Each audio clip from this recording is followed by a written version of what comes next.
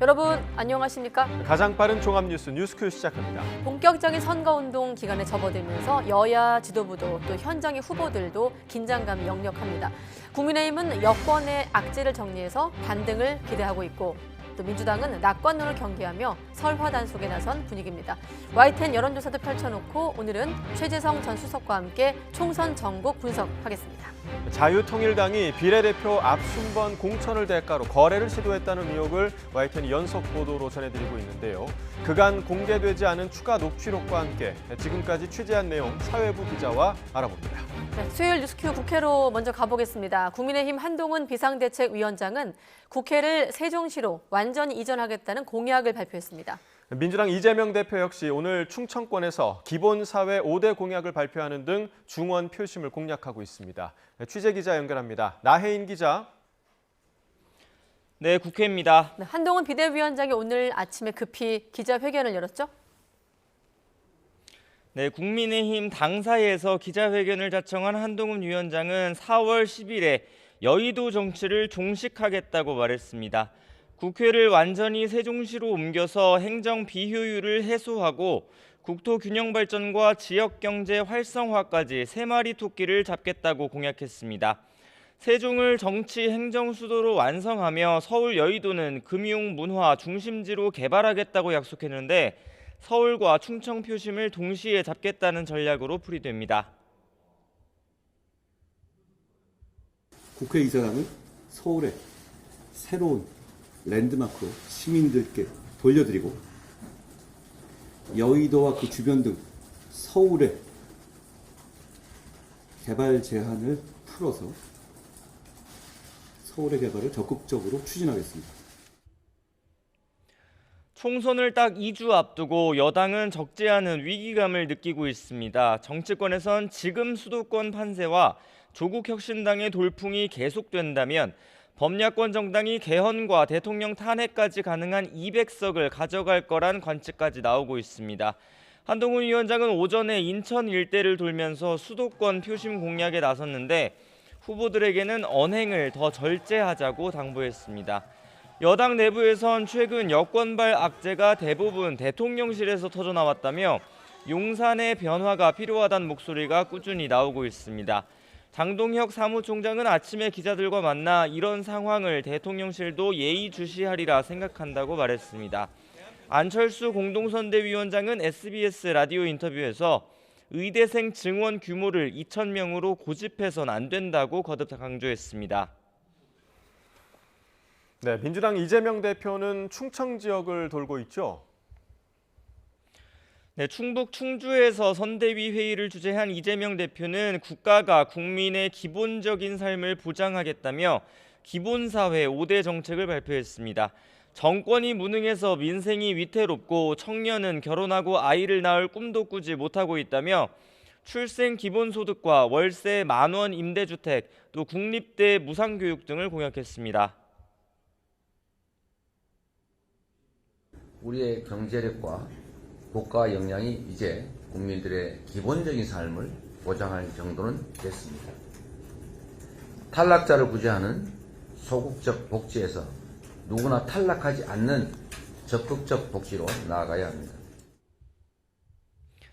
이 대표는 이어 충주와 제천, 청주 일대를 돌며 정권 심판론을 거듭 부각하고 있습니다. 계파 갈등이 드러났던 공천 국면을 지나면서 야권의 선거 준비 분위기는 나쁘지 않습니다. 정권 심판론이 점차 커지고 있다는 게 야당 안팎의 대체적인 평가입니다. 하지만 범야권이 200석을 가져갈 수 있다는 낙관론은 경계하고 있습니다. 민주당 핵심 관계자는 YTN과 통화에서 범야권 200석은 말도 안 되는 소리라고 일축했습니다. 야권 분위기가 나쁘다는 건 아니지만 내부적으로 판세를 분석해보면 여당이 엄살을 부리는 거라고 주장했습니다. 이런 얘기들을 마이크에 대고 할 수 있게 된다는 거죠. 자, 내일 0시부터 공식 선거운동이 시작이 되는데 이 밖에 뭐가 어떻게 달라지는 겁니까? 네, 일단 그동안 여야 지도부와 후보들을 괴롭혔던 확성장치 사용 금지 규제가 풀립니다. 아침 7시부터 밤 9시까지 마이크를 잡고 연설할 수 있고 거리 곳곳에 선거 벽보가 붙고 유세 차량도 다니게 됩니다. 노태학 선관위원장은 오늘 대국민 담화문을 내고 공정한 선거 관리를 위해 철저히 준비하고 있다고 강조했습니다. 금품 수수나 매수, 허위사실 공표 같은 선거 범죄엔 신속하고 단호하게 대응하겠다고 경고했습니다. 오늘부터 엿새 동안 세계 115개국 220개 투표소에선 재외국민 투표가 진행됩니다. 국내 사전투표는 다음 달 5일부터 6일까지 이틀 동안 진행되고 본 투표일은 다음 달 10일입니다. 지역구 의원 254명과 비례대표 46명을 뽑는 이번 선거에서 비례대표 후보를 낸 정당은 역대 최다인 38곳입니다. 투표용지는 무려 51.7cm에 달해 개표기계 대신 100% 사람이 손으로 개표해야 합니다. 또 이번 총선에선 부정선거 시비를 차단하기 위해 투표지를 일일이 확인하는 수검표 절차가 한 단계 더 추가됐습니다. 개표에 걸리는 시간이 전보다 더 늘어날 것으로 보입니다. 지금까지 국회에서 전해드렸습니다.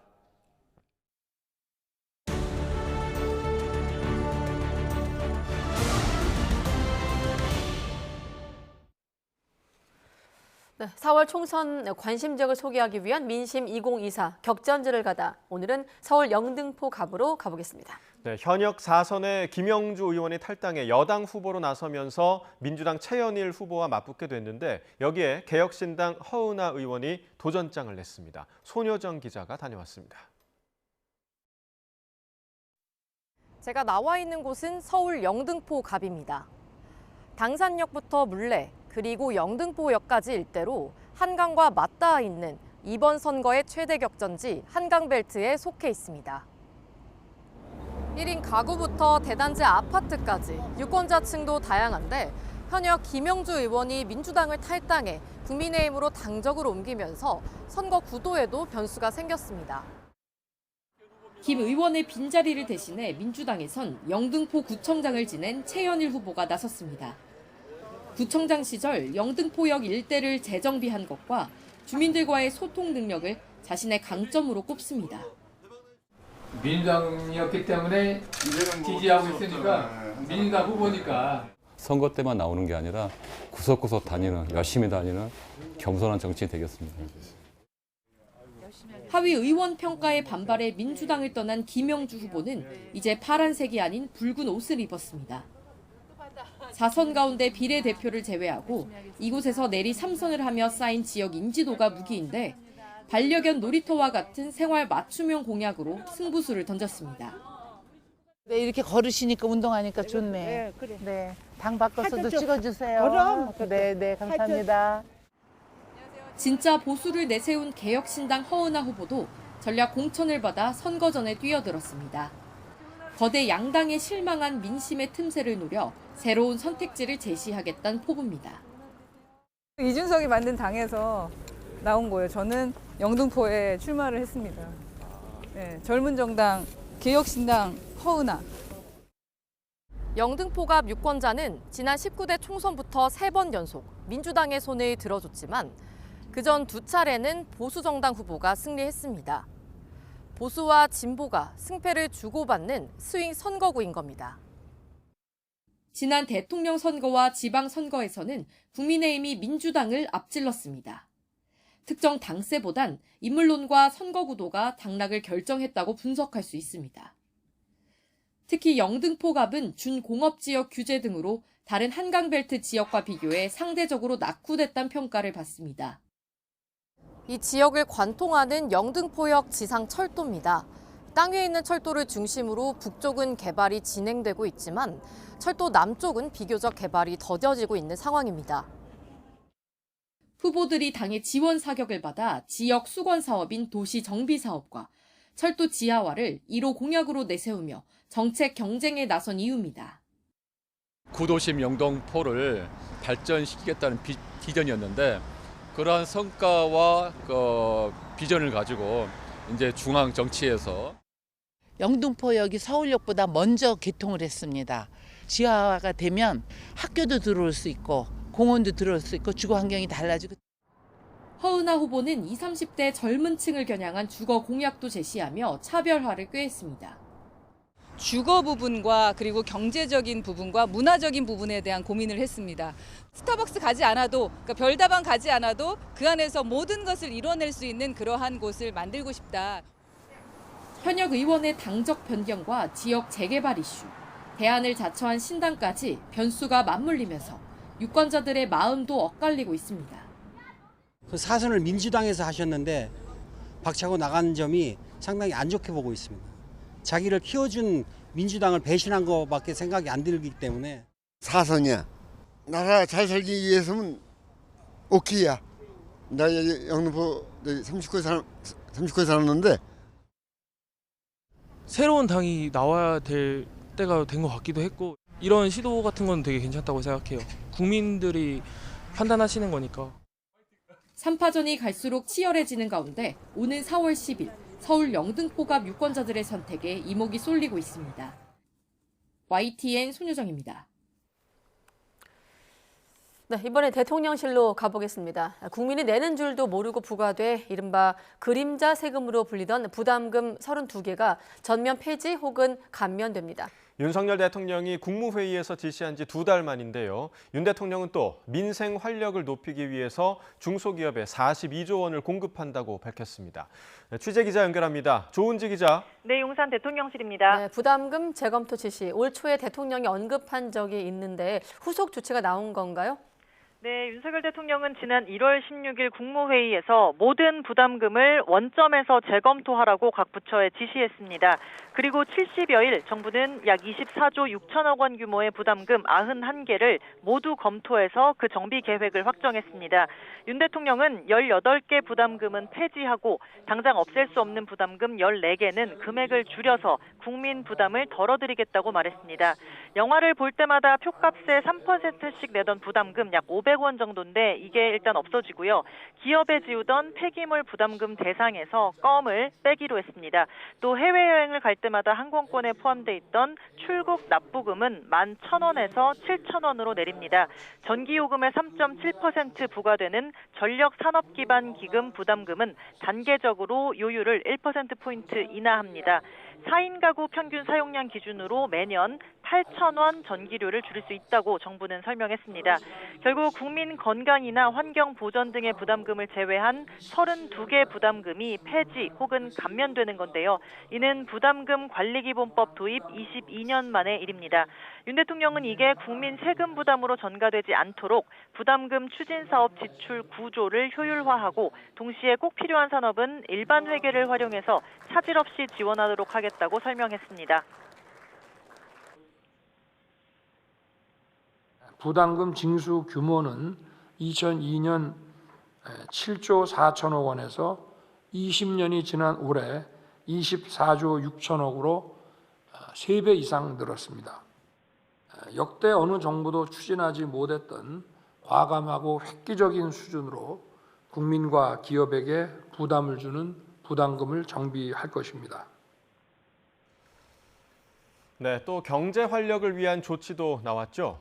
네, 오늘 비상경제민생회의의 슬로건은 부담은 낮추고 활력은 높이고 이거였습니다. 윤 대통령은 263건에 달하는 각종 규제를 한시적으로 적용 유예하겠다고 발표했습니다.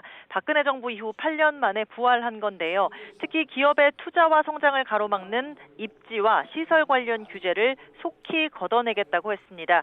반도체 산업단지의 고도 제한 완화나 외국인 고용 규제 개선, 또 승용차 신차 검사 주기 개선, 청년과 신혼부부 행복주택 거주기간 연장 등이 포함됩니다. 윤 대통령은 이와 함께 민생 활력을 높일 적극적인 금융 지원 방안도 펼치겠다면서 고물가, 고금리로 어려움을 겪는 소상공인과 중소기업에 돈이 돌게 하겠다고 약속했습니다. 특히 중소기업의 어려움을 해소하기 위해 42조 원을 공급하겠다고 밝혔습니다. 지금까지 용산 대통령실에서 YTN 조은지입니다. 심각한 저출산에 이제는 연초에 아기가 많이 태어나는 연초 효과마저 기대하기 어려워 보입니다. 올해 첫 달에 태어난 아기가 2만 1,000여 명에 불과해 같은 달 기준 역대 최저 기록을 경신했는데 4년 만에 최대 감소폭입니다. 이승은 기자가 보도합니다. 지난 1월 출생아 수가 16개월째 같은 달 기준 역대 최저 기록을 이어갔습니다. 1월 출생아 수는 2만 1,442명으로 지난해 1월보다 1,788명, 7.7% 줄었습니다. 1월 출생아 수 감소폭은 2022년 1%, 지난해 5.7%였는데 올해는 더 커져서 4년 만에 가장 큰 감소폭을 보였습니다. 연초 효과로 출생아 수에 큰 반등을 기대했지만 지난해 12월보다 5,189명 느는데 그쳤습니다. 대전과 충북에서만 지난해 1월보다 늘었고 다른 15개 시도에서는 감소했습니다. 생각보다는 조금 더 감소 폭이 좀 컸다. 코로나 이후에 이제 혼인 건수가 계속 감소되면서 그게 이제 영향이 아직까지 좀 미치고 있는 게 아닌가 좀 보고 있고요. 1월 사망자 수는 코로나 영향이 줄면서 32,409명으로 지난해 1월보다 0.5% 줄었습니다. 그래도 출생아 수보다 많아서 우리나라 인구는 11,047명 자연 감소했습니다. 51개월째 인구 자연 감소가 이어지고 있는데 이 같은 감소폭은 1월 기준 역대 최대입니다. 하지만 결혼은 늘었습니다. 지난 1월 혼인 건수가 2만 건이 넘어 지난해 1월보다 11.6% 늘면서 석 달 만에 증가세를 보였습니다. 통계청은 하지만 올해 1월은 지난해 1월보다 혼인 신고 가능 일수가 이틀 많았다며 증가 추세가 이어질지는 아직 미지수라고 설명했습니다. 지난해 합계 출산율은 0.72명, 통계청은 올해는 0.68명으로 더 떨어질 것으로 우려하고 있습니다. YTN 이승은입니다. 정부가 내년도 예산안에 필수 의료 특별회계를 신설하고 의료계에 함께 논의하자고 촉구했습니다. 하지만 의정 대화는 여전히 물꼬를 찾지 못하고 있는데요.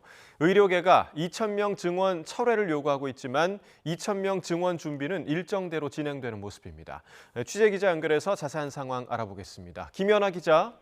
네, 사회정책부입니다. 네, 오늘 중대본 브리핑을 보니까 의료계와 대화를 촉구하되 2,000명 증원 번복은 없다. 이런 뜻을 확인한 걸로 보이는데요. 네, 중대본은 오늘 의료 환경 개선을 위한 재정 투자가 확실히 진행될 거라는 점을 강조했습니다. 2025년도 예산안을 확정하면서 필수 의료를 처음으로 재정 중점 투자 분야에 지정했고 이를 토대로 약속했던 수련 환경과 필수 지역 의료 개선 등에 나서겠다고 밝혔습니다. 그동안 정부가 내놓은 필수 의료 지원 정책들이 예산 뒷받침 없는 막연한 말이란 비판을 불식하기 위한 것으로 보입니다. 정부는 재정 투자 우선순위를 정하는데 의료계의 조언이 필요하다면서 대화에 참여해달라고 요청했습니다. 또 의대 교육 여건을 개선할 테니 전공의들도 소모적인 논쟁을 그치고 의료 현장에 복귀한 뒤 책임 있는 대표단을 구성해 정부와 대화하자고 촉구했습니다. 의사협회는 그러나 오늘 브리핑에서 윤석열 대통령이 직접 전공의와 대화에 나설 것을 요구했습니다. 의협비대위는 윤 대통령이 직접 전공의들과 만나서 결자이지 자세로 상황을 타개해달라고 요구했습니다. 의료계는 정도의 차이는 있을지언정 2,000명 증원도 논의할 수 있어야 대화할 수 있다는 데 뜻을 모으고 있고 의협 신임 회장인 임현택 회장도 총파업을 언급하는 등 강경파인데 정부는 총파업 발언은 법 위에 서겠다는 뜻이라고 비판해 의정 대화는 더 어려워진 상황입니다. 네, 여전히 정부는 2,000명 증원 그대로 추진한다 이런 입장이죠. 네, 그렇습니다. 이 여권을 포함한 일각에서도 의사 10,000명을 반드시 매년 2,000명씩 증원해야 하는 건 아니지 않느냐는 의견이 나오지만 정부의 입장은 확고합니다. 의대 2,000명 증원과 관련된 절차도 예정대로 진행되고 있는데요. 교육부는 내일부터 의대 교육 여건 개선 수요 조사를 받고 있고 수업 정상화를 위한 설득도 계속하고 있습니다. 이와 관련해 처음으로 한 대학에서 휴학계 646장을 일괄 반려 처리하기도 했습니다. 지역 의료인 양성을 위한 전형 구상안도 속속 드러나고 있습니다. 앞서 제주대 의대가 수능을 보지 않는 지역 의료 전형을 신설해보겠다고 밝힌 데 이어 이번엔 경상국립대 의대가 의대 정원의 5% 정도를 지역 의사 전형으로 선발하겠다고 밝혔습니다. 지역의 중증 필수 의료기관에서 일정 시간 근무하는 것을 조건으로 선발하고 장학금도 주는 전형인데 국방부와 논의해 10년간 지역 의료기관에서 근무하면 군 복무를 면제하는 방안도 추진할 계획으로 정부 역시 긍정적인 반응을 보인 것으로 전해졌습니다. 지금까지 사회정책부에서 YTN 김현아입니다. 정부의 의과대학 증원에 반발해 휴학을 신청한 전국의 의대생이 전체 절반에 이릅니다. 정부는 동맹 휴학 허가를 막고 있지만 그렇다고 계속해서 휴학을 막을 경우 장기 결석으로 인한 무더기 유급이 불가피한 상황입니다. 조용성 기자가 보도합니다. 최근까지 전국의 의과대학에서 휴학을 신청한 의대생은 9,200여 명으로 전체의 49.1%입니다.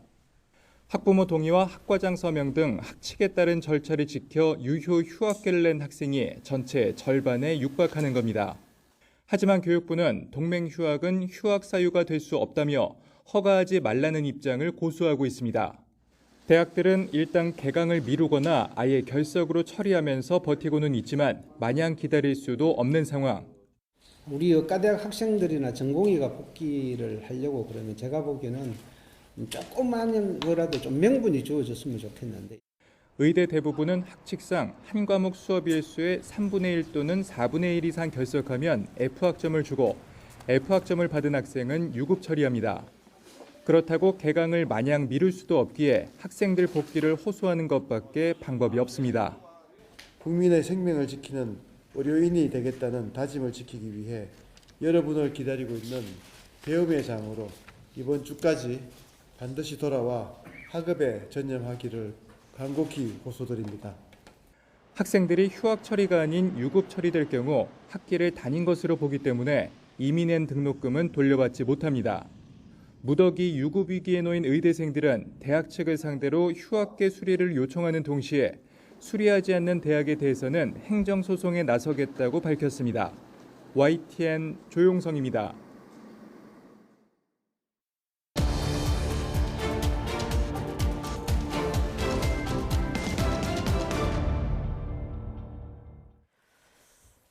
네, 내일 새벽 0시부터 시작이 되는 4월 총선 공식 선거 운동을 앞두고 여야 모두 총력전을 다짐하고 있습니다. 국민의힘 한동훈 비상대책위원장은 국회를 완전한 세종시로 이전하겠다고 발표를 했고 민주당 이재명 대표는 적극적인 복지를 강조한 기본사회 5대 정책을 공약으로 내걸었습니다. 총선 큐 오늘은 예고한 대로 최재성 전 청와대 정무수석과 함께하겠습니다. 네, 안녕하십니까? 안녕하세요. 네.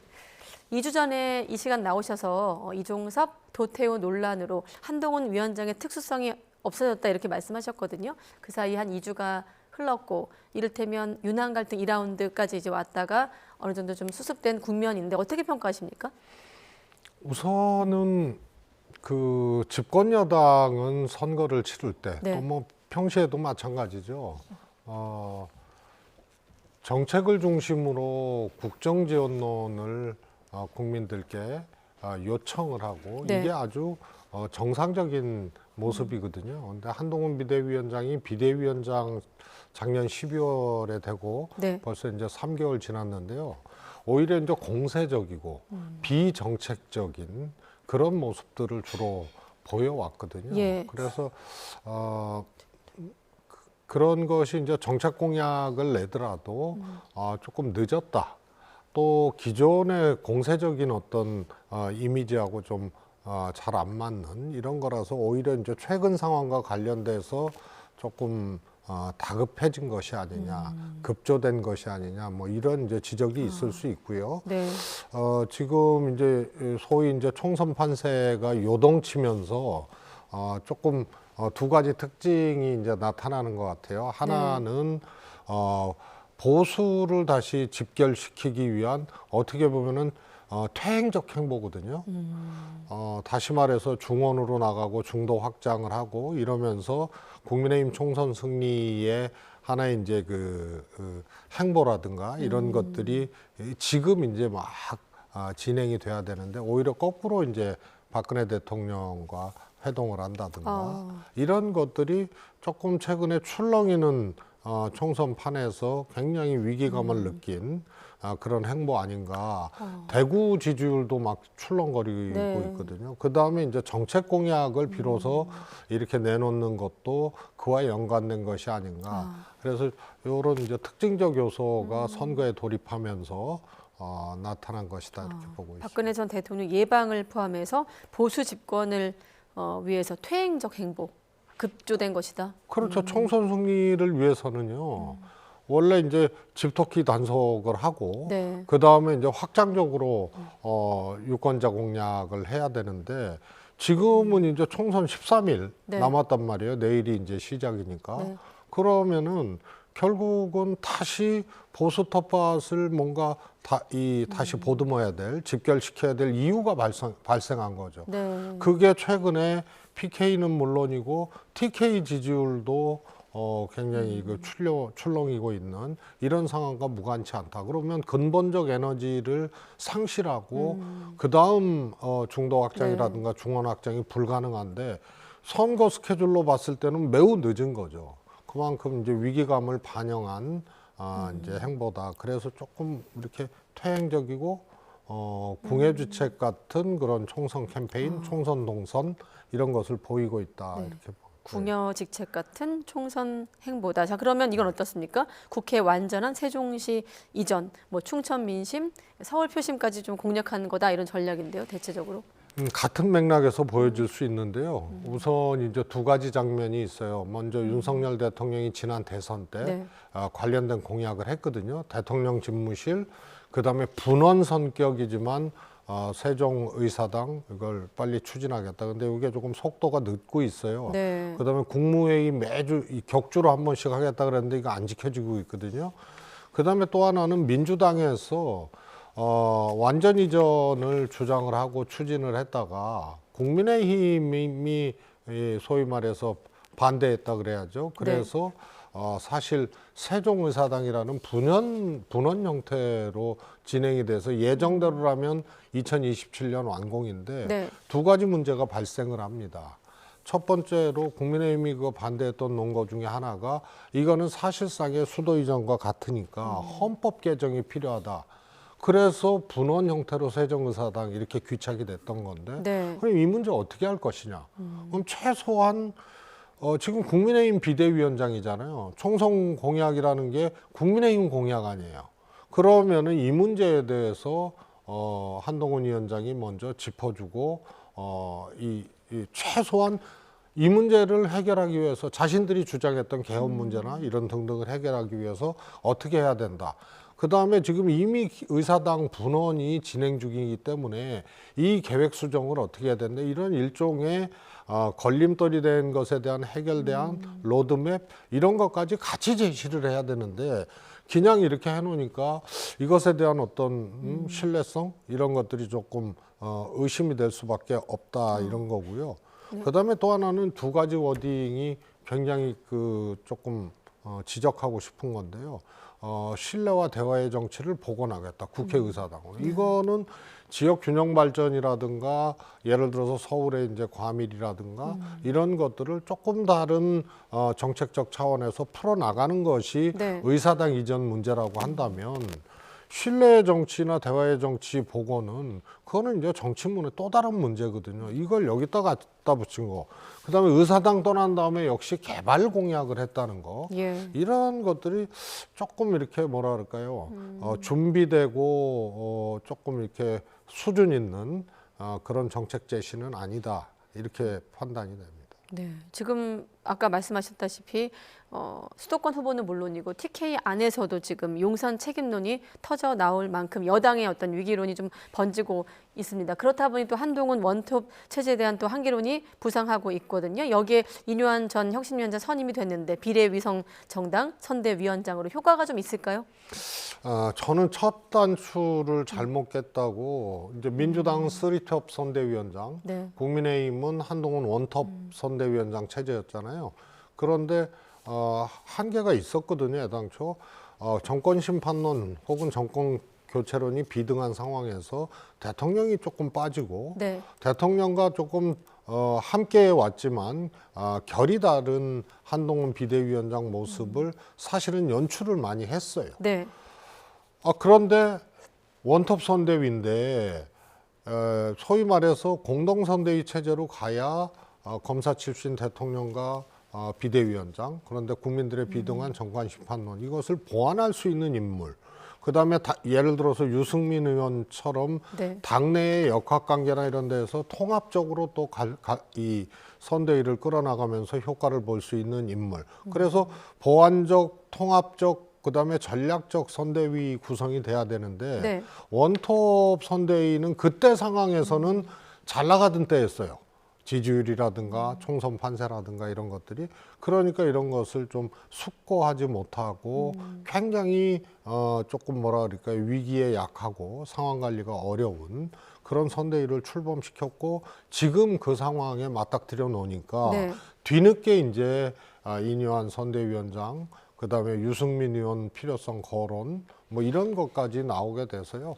제가 보기에는 첫 물꼬를 조금 잘못 잡았기 때문에 이뇨한 선대위원장, 위성정당 선대위원장의 등장으로 이런 것들이 새롭게 이렇게 개선되거나 극복되어지기는 저는 어렵다고. 그럼 이때 여쭤보려고 했는데 일각에서 제기되고 있는 유승민 전 의원의 역할론은 지금이라도 아까 첫 단추라고 말씀하셔서 지금이라도 단추를 다시 꿰 수 있을까요? 저는 유승민 의원이 이준석 신당에 합류하지 않겠다라고 했을 때 최소한 출마할 수 있는 그런 조치들을 해줬어야 된다고 보고요. 네. 그런 것을 하지 않은 상태에서 지금 선대위원장으로 결합한다? 물론 뭐 제안을 하면 유승민 의원이 어떻게 나올지는 모르겠으나 네. 우선은 그 생각도 없는 것 같아요.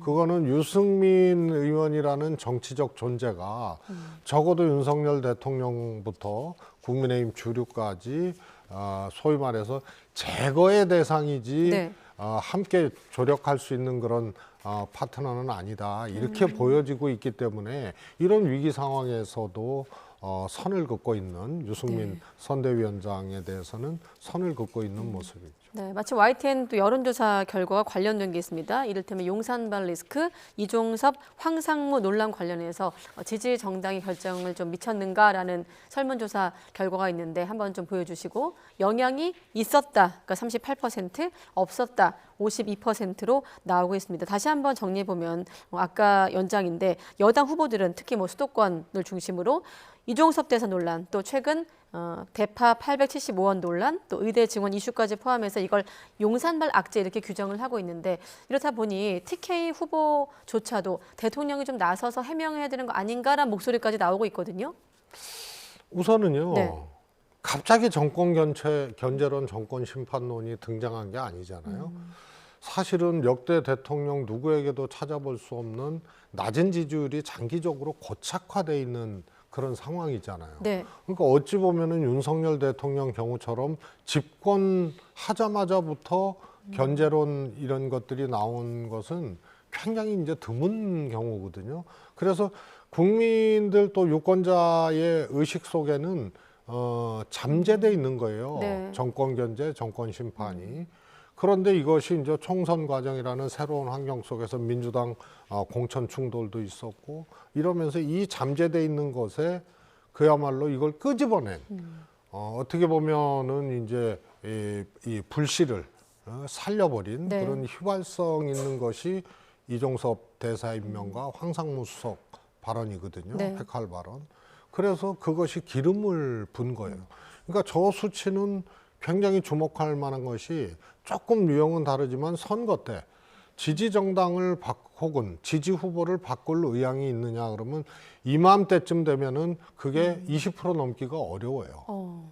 그런데 저런 현상 가지고 이종섭 대사 등의 문제를 가지고 38%가 자기가 이 생각과 입장을 바꿨다라고 한 거는 엄청난 수치거든요.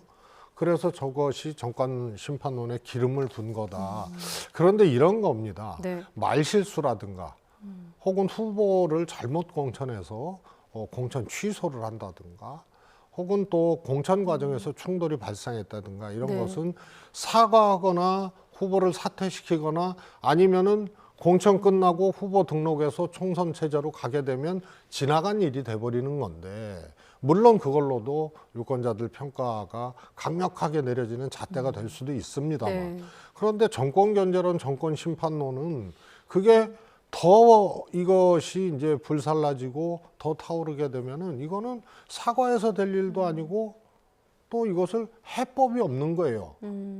이미 국민의 생각 속에 그렇게 경험하고 잠재되고 이것이 분출됐기 때문에요. 그래서 굉장히 이제 저거는 어려운 거다. 정권 심판론이 타오르게 되면. 대통령이 지금 시점에서 어떤 설명을 하라는 요구가 있는데 필요하다고 보십니까? 필요하다면 실효성이 있을까요? 모든 게 이제 시기가 있는 건데요. 이제 지나가 버린 일이 된 거죠. 예를 들어서 원래 이제 정책은요, 또 대통령의 어떤 행위죠. 네. 이런 것은 사실 바꾸기가 어려워요. 대사를 임명했는데 대사 임명을 다시 철회를 한다? 그러면은 더 우스워지는 거거든요. 그래서 대통령의 결정, 판단, 언어, 행위들은 숙고의 과정을 거치고 검증의 과정을 거치고 때론 논쟁하고 이러면서 여러 가지 측면들을 고려해서 신중하게 해야 되는 건데 불가피한 측면이 있다고 그렇게 생각은 되지만 네. 대사 임명은 다른 거 다 떠나서 왜 그 최상병 사건의 핵심 피해자를 그것도 외교 최전선 대사로 임명했느냐, 이거에 대해서 임명권자 대통령이 설명할 수도 없고 설명해도 납득이 안 가는 거고 이미 지나간 행위가 돼버린 거기 때문에 네. 저거는 번복하기 어렵다고 보고요. 그다음에 그것을 다시 설명하는 것이 지금 단계에서는 이미 뭐 대통령실 설명도 나왔고 다 나왔기 때문에 의미가 없다. 네. 그래서 참 양난이죠. 사과하고 혹은 처리할 수도 없는 거고 그렇다고 그냥 둘 수도 없는 거고. 네. 자, 국민의힘 일각에서 이렇게 위기의식을 키운 것은 아무래도 정치권 일각에서 범야권 200석 전망이 나오기 때문 아니겠습니까? 관련 발언들 한번 모아봤는데 잠깐 들어보겠습니다. 개헌까지도 가능하고 탄핵까지도 가능하고 대한민국의 헌법부터 현 정부까지 모든 것을 바꿀 수 있는 의석수가 200석이라고 생각합니다. 이회 독재, 범죄자 독재가 되는 것을 막기 위해서는 국민의힘이 최선을 다해서 많은 의석을 차지해야 된다고 생각을 하고 있습니다. 단순히 총선의 의석수를 예상하고 그렇게 충분히 우리가 된다라고 하는 것은 오만하게 비칠 수 있다고 생각합니다. 여러 가지 민생 개혁 입법들이 대통령에 의해서 거부권이 행사되고 국회로 다시 넘어와서 재의결되지 못하고 부결되는 상황을 보면서 민생 개혁 입법을 할 수 있는 의석수가 필요하지 않느냐. 200석이 갖고 있는 어떤 상징적 의미도 있지만 물리적인 또 숫자이기 때문 아니겠습니까? 설명 좀 해주시죠. 네.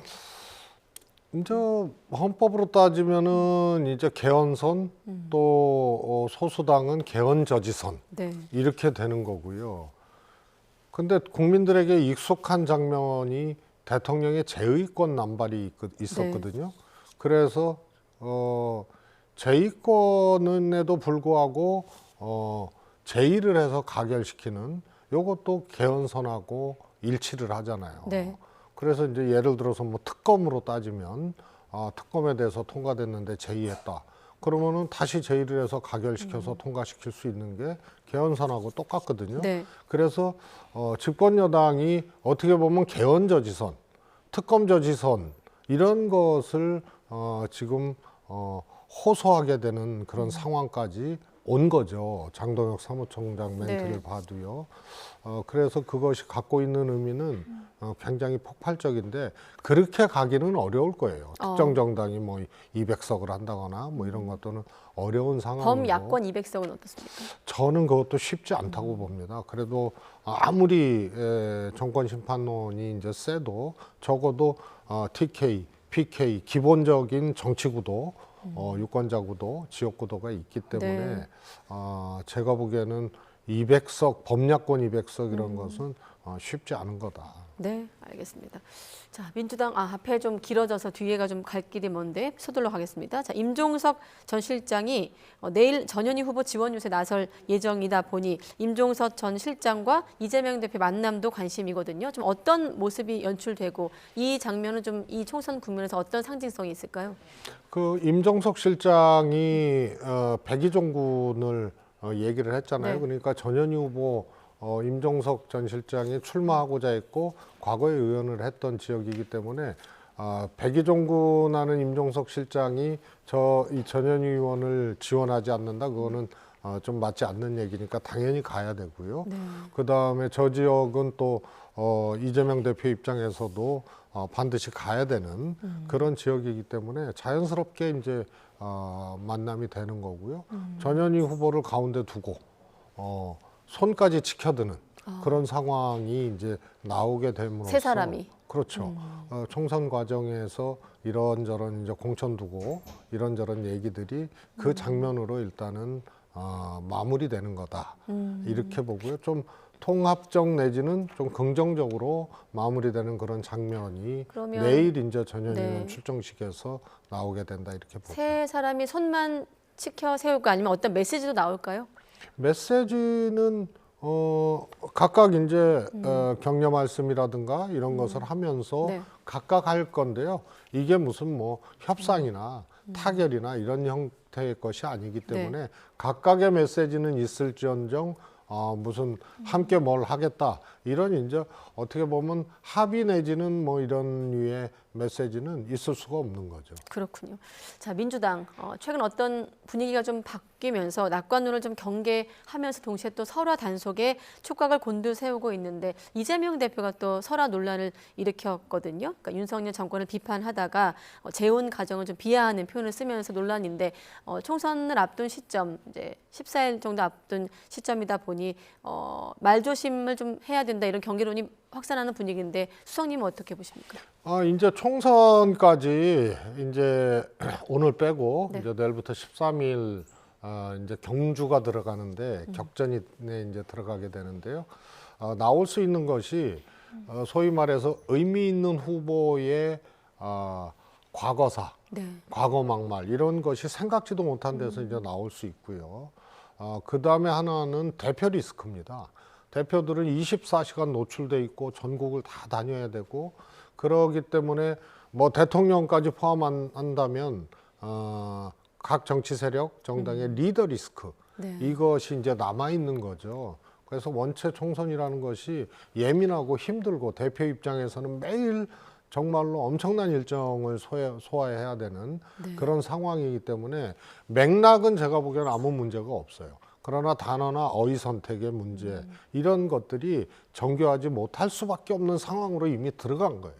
그래서 민주당 경우에는 공동선대위 체제에서 메시지 분담 같은 것을 좀 잘해서 이재명 대표의 부담을 조금 나누고 네. 그다음에 국힘은 뭐 잘 모르겠습니다만 그래서 지금은 대표 리스크가 앞으로 있을 수 있다. 그것이 남아있다 이렇게 보기 때문에요. 매우 유의해야 될 네. 그런 대목들이 아닌가 싶습니다. 그렇군요. 정교하지 못한 메시지 관리였다. 맥락은 이해하지만 자 마지막으로 조국 대표 얘기를 하고 넘어갈 텐데 지난번 나오셔가지고 민주당과 쌍끌이 효과가 상당할 것이다라고 했고 다른 방송에선 특공대에 비유하기도 하셨습니다. 저희 YTN 여론조사에서도 그런 기세가 나타나고 있는데 마지막 질문으로 지금 시점에서 다시 조국 혁신단의 약진 어떤 좀 평가가 나올까요? 우선은 이제 총선까지, 네. 그 다음에 총선 이후에 조금 더 이제 중장기적으로 이렇게 본다면 지속 가능한 정당이 될 가능성이 커요. 이번에 뭐 의회에 한 석 내지는 두 석으로 입성하는 정당의 미래는 사실은 좀 불안정하거든요. 네. 그런데 적어도 10석 이상 15석 뭐 이렇게 왔다 갔다 해서 실질적으로 그렇게 비례의석을 차지하게 되면 그런 지속 가능한 정당이 되고요. 그다음에 적어도 이 정권이 존재하는 한은 메시지라든가 정당의 존립 이유가 매우 간명하게 설명되어질 수 있잖아요. 네. 그다음에 조국 대표라는 어떻게 보면은 한쪽에서 보면은 범법을 했다고 여겨지지만 네. 또 다른 쪽에서 조국 정당을 지지하거나 뭐 이런 분들 입장에서는 탄압받거나 지나친 어떤 검사 권력에 의해서 멸문지화 지경까지 당한 이런 분이 이제 정치를 하는 거기 때문에 두 가지 측면, 정당의 지속 가능성과 그다음에 조국 대표의 하나의 지도적 정치자로서의 국민적 평가 이런 것들이 일정 정도 담보될 수가 있다. 이번 원내 진입을 계기로. 그다음에 총선 전까지는 제가 보기에는 통상 사표 심리라든가 그다음에 주력 정당이 아니면 네. 제3당이라든가 군소정당이 통상 출발할 때의 지지율이 막상 투표일 다가갈수록 꺾어지는 현상이 있는데 지금 이례적인 현상이거든요. 그래서 저것이 움츠러들거나 꺾어지거나 이런 것은 아니다. 다시 말해서 일시적인 거품 최소한 총선 때까지는 그렇게 보기 어려운 현상들이다. 이렇게 네, 보여집니다. 지속 가능한 정당이란 말씀까지 듣겠습니다. 네, 최재성 전 청와대 정무수석과 총선 전국 분석했습니다. 고맙습니다. 감사합니다.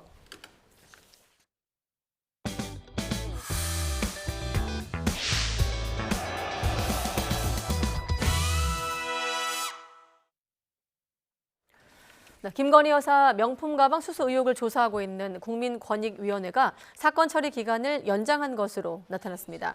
참여연대가 윤석열 대통령 부부를 지난해 12월 청탁금지법 위반 등의 혐의로 신고한 사건과 관련해 권익위가 사실 확인과 법률 검토 등을 이유로 처리 기간 연장을 통지해왔다고 밝혔습니다. 부패 방지 권익위법은 권익위가 신고를 접수한 뒤 영업일 기준 60일 이내에 처리하고 필요할 경우 30일까지 연장할 수 있도록 하는데 늘린 기한을 다 채울 경우 최종 결론은 40 총선 이후 나올 것으로 예상됩니다. 해병대 최상병 사망 사건 외압 의혹으로 수사를 받는 이종섭 주 호주대사 측이 고위공직자 범죄수사처에 대해 다시 한번 조속한 조사를 촉구했습니다. 이 대사 측 변호인은 오늘 공수처에 이런 내용을 담은 의견서를 냈습니다. 이 대사 측은 장관 재직 당시 해병대 수사단의 조사 결과를 보고받고 임성근 사단장을 혐의에서 빼라고 외압을 행사하지 않았다면서 정당하게 업무를 처리했다고 주장했습니다. 아울러 이 대사가 파렴치한 해외 도피자 신세가 돼 견디기 힘든 치욕을 받고 있는데도 공수처는 여전히 출국 금지가 필요하다는 정치 공세에 힘을 싣고 있다고 비판했습니다. 서울 시내버스 노조가 내일 총파업을 예고했습니다. 노사는 오늘 오후 서울지방노동위원회에서 막판 협상에 들어갔는데요. 취재기자 연결해서 상황 보겠습니다. 김종균 기자. 네, 전국부입니다. 네, 오늘 협상이 결렬되면 내일 새벽부터 버스 운행이 중단되는데 이 막판 협상 상황 전해주시죠. 네, 서울 시내버스 노사가 오후 3시부터 서울지방노동위원회에서 임금 인상 등을 놓고 마지막 조정회의를 시작했습니다. 지금은 정회 중입니다. 앞으로 개별 조정이 진행된 이후에 노사교섭위원들이 모두 모이는 것은 조정회의 종료 때가 될 것으로 보입니다. 노조는 임금 인상, 호봉제도 개선, 정년 이후 촉탁계약직에 대한 임금 차별 폐지 등을 요구하는 것으로 알려졌습니다. 특히 노조는 인천, 경기 지역으로 인력 유출이 심화되는 상황에서 이탈을 막기 위해 12.7% 시급 인상을 요구하고 있습니다. 이에 대해 사측인 서울시 버스운송사업조합은 최근 5년간 물가 상승률, 임금 인상률과 비교하면 과도한 요구라며 맞서고 있습니다. 앞서 노조는 어제 파업 찬반 투표를 진행한 결과 재적조합원 대비 88.5% 찬성률로 파업안을 가결했습니다. 사측과 합의가 최종 무산될 경우 내일 새벽 4시부터 파업에 돌입합니다. 서울시 버스 노조가 파업을 한 것은 2012년이 마지막이었는데 당시 20분간 부분 파업이 진행됐습니다. 이번에 예고한 파업이 현실화한다면 12년 만입니다. 서울시는 버스 노조가 파업에 돌입할 경우 내일부터 비상수송 대책을 가동합니다. 지하철 운행 횟수를 늘리고 막차 시간도 1시간 연장합니다. 지금까지 전국부에서 YTN 김중현입니다. 오늘 오전 11시 50분쯤 충남 서산시 동문동에 있는 3층짜리 상가 건물 1층에서 불이 났습니다. 다친 사람은 없었고 상가 1층 오토바이 판매점에 전시된 오토바이 40여 대가 불에 탔습니다. 경찰과 소방당국은 합동조사를 벌여 정확한 피해 면적과 화재 원인을 확인할 방침입니다. 온라인 과외 앱으로 만난 20대 또래 여성을 살해한 혐의로 기소된 정유정에게 항소심 법원도 무기징역을 선고했습니다. 부산고등법원은 정유정의 범행이 잔혹하고 중대한 범죄이지만 평탄하지 못한 성장 과정을 고려하면 모든 책임을 묻기 어렵다며 사형이 아닌 무기징역을 선고한 이유를 밝혔습니다. 정유정과 검찰은 1심에서 무기징역이 선고되자 처벌 수위의 이견을 나타내며 각각 항소했습니다. 어머니와 함께 고깃집을 운영하며 주변 사람들에게 신뢰를 얻은 뒤 투자 명목으로 339억 원을 챙겨 잠적했던 40대 여성 강모 씨가 검찰에 넘겨졌습니다.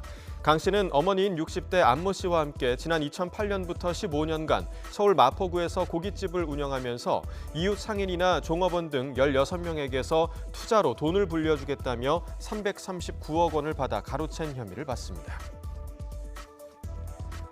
BTS 관련 콘텐츠 제작에 참여하게 해주겠다며 팬에게 접근해 거액을 뜯어낸 40대 A씨가 징역 4년의 실형을 선고받았습니다. A씨는 지난 2021년 인터넷에 BTS 관계자 티켓 사가실 분을 찾는다는 글을 올려 피해자를 유인한 뒤 자신이 BTS 소속사와 계약한 제작업체 관계자인 것처럼 속인 것으로 조사됐습니다. A씨는 자신이 제주도에서 BTS 콘텐츠 촬영을 앞두고 있다며 제작진으로 참여하려면 경비를 입금해야 한다며 153차례에 걸쳐 7억 3천만 원을 뜯어낸 혐의로 기소됐습니다.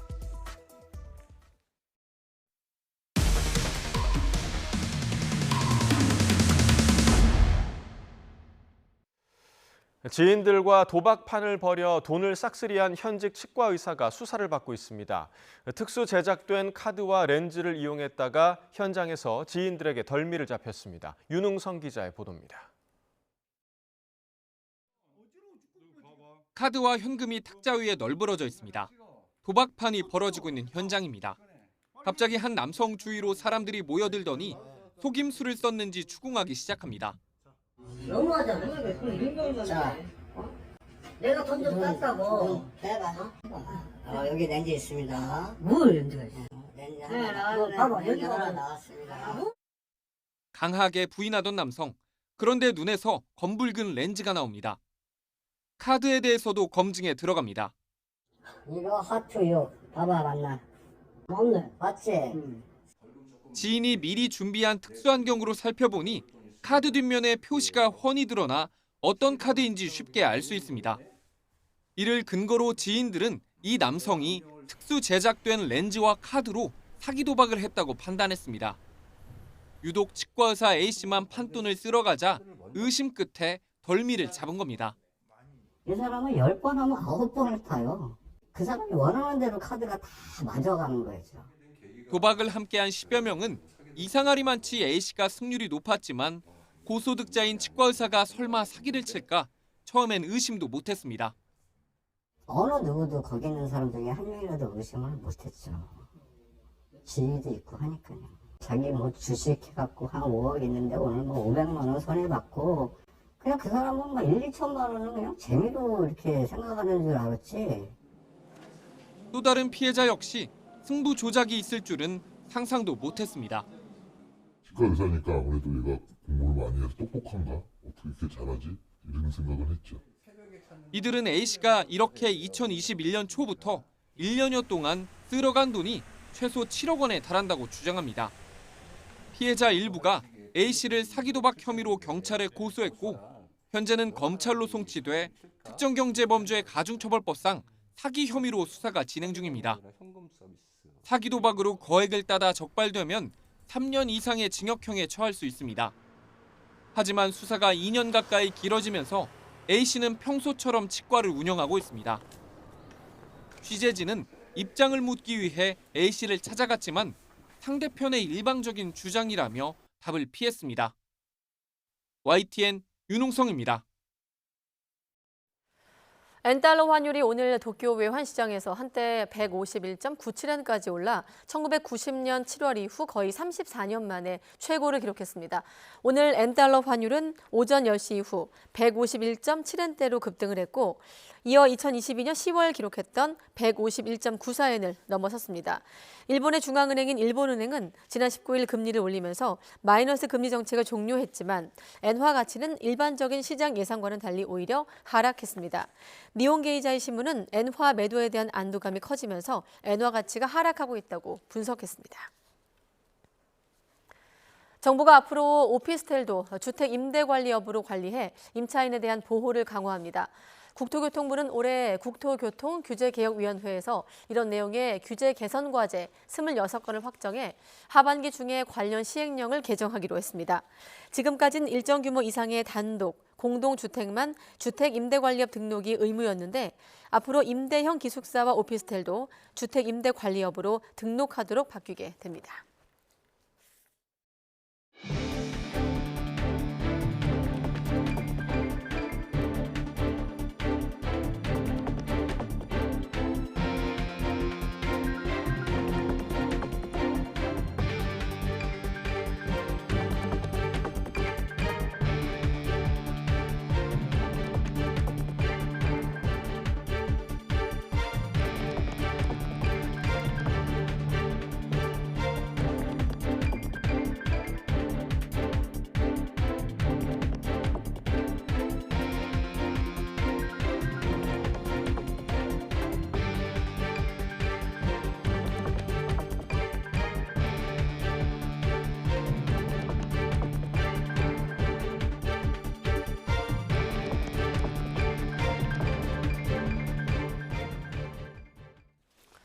네, YTN 뉴스큐 딱 2주 앞으로 다가온 총선 소식으로 이어가겠습니다. 22대 국회의원을 뽑기 위한 이번 총선의 공식 선거운동은 내일 0시부터 본격적으로 시작이 됩니다. 중앙선거관리위원회는 내일부터 선거 전날인 다음 달 9일까지 후보자는 선거운동 정보를 문자, 음성, 동영상 등으로 전송할 수 있고 인터넷 홈페이지에 선거 광고도 할 수 있다고 밝혔습니다.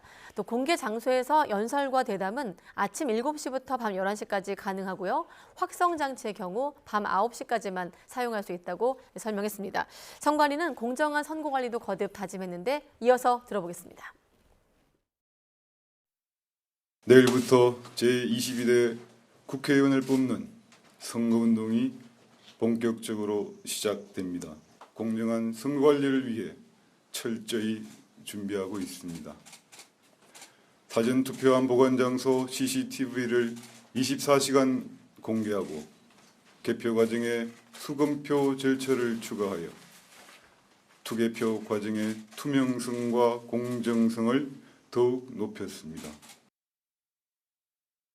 네, 공식 선거운동 시작을 하루 앞두고 경찰도 안전하고 공정한 선거를 위해 본격적인 대비에 들어갔습니다. 경찰청은 오늘 선거경비 통합상황실을 열었습니다. 선거경비 통합상황실은 유세장 경비와 주요 인사 신변보호, 투표함 호송, 투개표장 경비처럼 선거와 관련된 경찰의 경비 활동 상황을 관리하는 역할을 담당합니다. 오늘 문을 연 통합상황실은 개표가 끝날 때까지 운영됩니다. 네, 그리고 공식 선거운동 시작 전날인 오늘까지 여야 거대 정당은 치열한 유세전을 펼쳤습니다. 국민의힘은 인천과 수원 등 수도권 험지를 공략했고 또 더불어민주당은 충청권 중원 민심을 파고들었는데요. 서로 문제가 됐던 발언을 거론하며 맹공도 퍼부었습니다. 이어서 들어보겠습니다.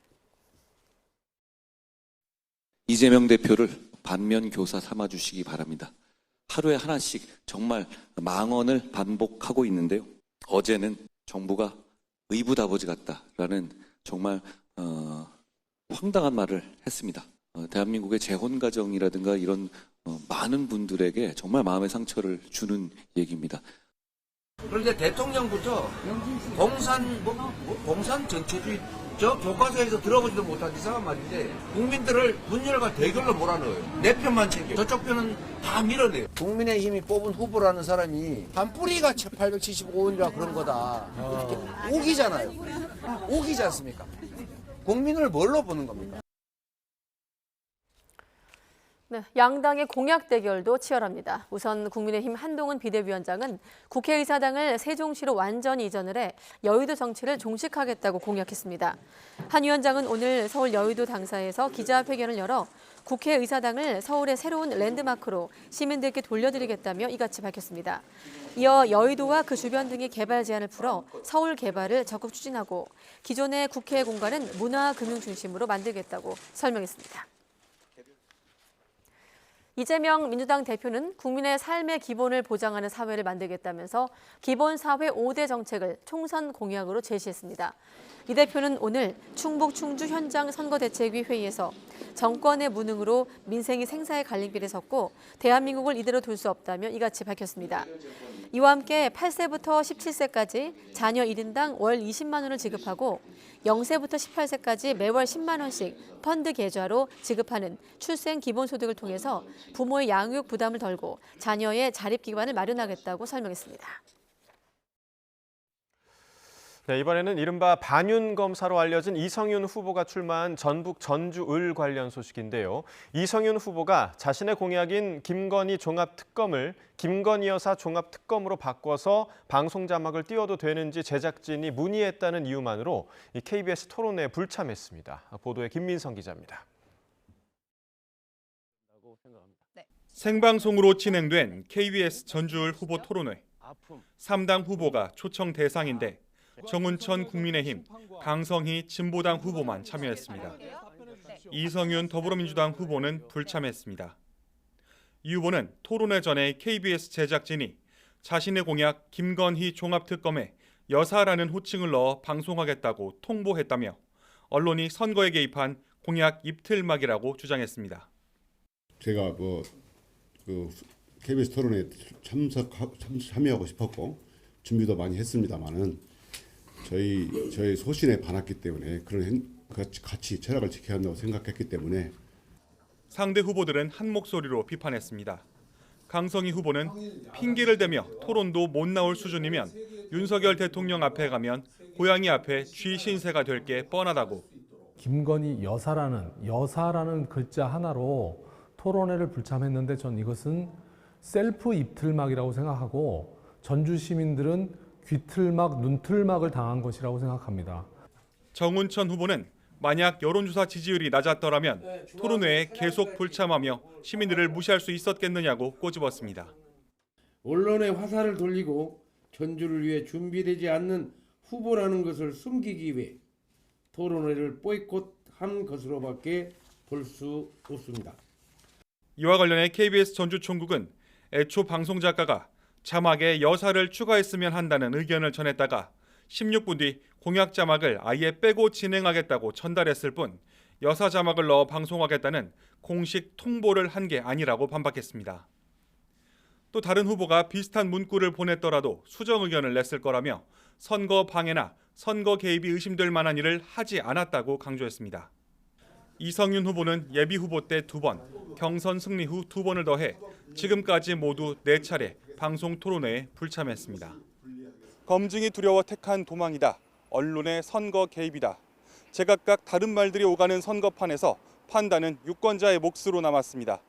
YTN 김민성입니다.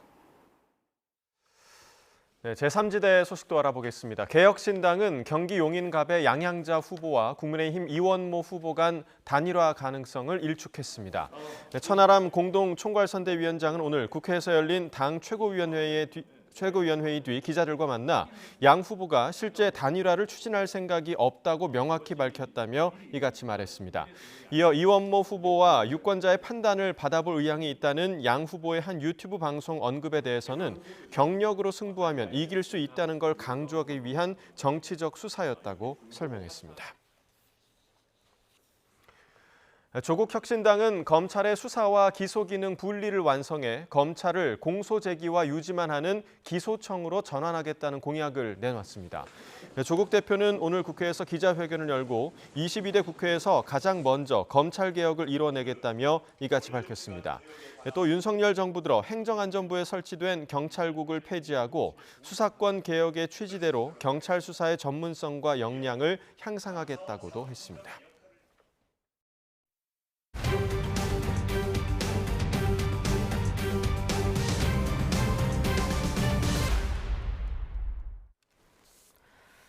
네, YTN 정기 여론조사로 민심을 읽어보는 순서입니다.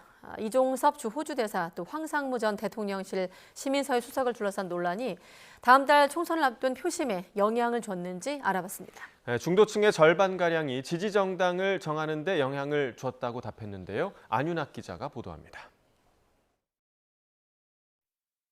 이종섭 주 호주 대사 임명, 황상무 전 대통령실 시민사회 수석 막말 논란이 총선을 앞둔 유권자들 마음에 영향을 줬는지 물었습니다. 엠브레인 퍼블릭에 의뢰해 전국 남녀 1,003명을 조사했는데 영향이 있었다 38%, 없었다 52%, 잘 모르겠다거나 응답하지 않은 유권자는 10%였습니다. 이념 성향별로는 보수는 영향이 없었다는 의견이 67%로 우세했습니다. 하지만 진보는 49%, 중도층은 47%가 영향을 받았다고 답했습니다. 중도 표심이 진보층과 같이 움직이면서 변화가 생겼다고 분석할 수 있는 지점입니다. 귀국 이후 국내에 머무르고 있는 이종섭 대사 거취 문제를 어떻게 생각하는지도 물었습니다.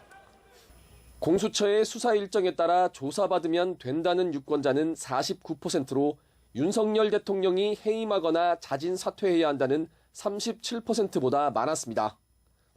정당 지지도는 민주당이 3주 전 조사와 같은 39%, 국민의힘은 2%포인트 빠진 34%였습니다. 조국 혁신당은 이전 조사보다 4%포인트 올라 8%를 기록했습니다. 윤석열 대통령의 국정 운영에 대한 긍정평가는 지난 조사보다 5%포인트 내려간 33%, 부정평가는 60%였습니다. YTN 안윤학입니다. 네, 그런가 하면 지역구 선거에서 투표할 정당을 보면 국민의힘이 32%, 민주당 43%로 각각 나왔는데 특히 경기 인천에선 국민의힘이 28%, 민주당이 47%를 기록하면서 여당 약세가 뚜렷한 것으로 나타나기도 했습니다. 네, 비례대표 선거에서 투표할 정당도 물었는데요. 국민의힘의 28%, 조국혁신당 25%였습니다. 조성호 기자의 보도입니다. 후보자 등록을 마치고 본격적인 선거 국면으로 들어선 가운데 YTN은 여야 거대 정당 가운데 누가 더 공천을 잘했는지 물었습니다. 민주당이 더 잘했다 33%, 국민의힘이 더 잘했다는 29%였습니다. 양당이 비슷하다는 의견은 31%였습니다. 보수층에서는 국민의힘이 더 잘했다는 유권자가 65%, 진보층은 민주당이 더 잘했다 60%였는데 중도층은 두 정당이 비슷하다 42%, 민주당이 더 잘했다 35%로 나타났습니다.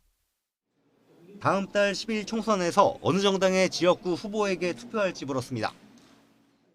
민주당은 지난 조사보다 4%포인트 오른 43%, 국민의힘은 3%포인트 낮아진 32%였습니다. 특히 서울에서 국민의힘 34%, 민주당 43%, 경기 인천에서 국민의힘 28%, 민주당 47%로 여당 약세가 뚜렷했습니다. 비례대표 선거에서 투표할 정당은 국민의힘의 28%, 더불어민주연합 20%였습니다. 조국혁신당이 3주 전 조사 때보다 10%포인트 올라 25% 득표할 걸로 예상됐습니다.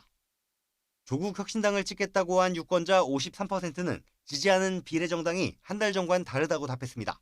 조국혁신당의 등장이 표심에 영향을 줬다는 분석이 가능한 대목입니다. 지금 지지하는 후보와 정당을 계속 지지할지 알아봤더니 비례대표의 경우 국민의힘의 조국혁신당 지지자들은 확고한 입장이었지만 민주연합 지지자들은 상대적으로 표심이 바뀔 가능성을 내비쳤습니다. 차기 대선 후보 적합도는 이재명 대표가 33%, 한동훈 비대위원장이 21%였습니다. YTN은 엠브레인 퍼블릭에 의뢰해 지난 24일부터 이틀 동안 전화 면접 방식으로 전국 유권자 1,003명을 조사했습니다. 응답률은 13.9%, 표본 오차는 95% 신뢰 수준에 플러스 마이너스 3.1%포인트, 전체 질문지를 포함한 자세한 내용은 중앙선거 여론조사 심의위원회 홈페이지를 참조하면 됩니다. YTN 조성호입니다. 윤석열 대통령이 오늘 오전 서울 명동 성당에 있는 명동 밥집을 찾아 무료 급식 봉사 활동을 하고 자원봉사자들을 격려했습니다. 윤 대통령은 음식 재료를 손질하고 김치찌개를 끓여 점심을 준비한 뒤 급식소를 찾은 노숙인과 어르신들에게 대접했습니다. 윤 대통령은 당선인 시절 명동 밥집에서 배식 봉사를 하면서 취임 후 다시 오겠다고 약속했고 취임 후 같은 해 9월에 이어 오늘 세 번째로 방문하는 등 꾸준한 봉사 활동을 이어오고 있다는 게 대통령실의 설명입니다. 네, 자유통일당이 비례대표 공천을 대가로 거래를 시도했다는 의혹을 YTN이 연속으로 보도해드리고 있습니다. 네, 오늘은 그동안 보도하지 못했던 녹취를 추가로 공개하고 자유통일당 공천 거래 의혹을 자세히 다뤄보겠는데요.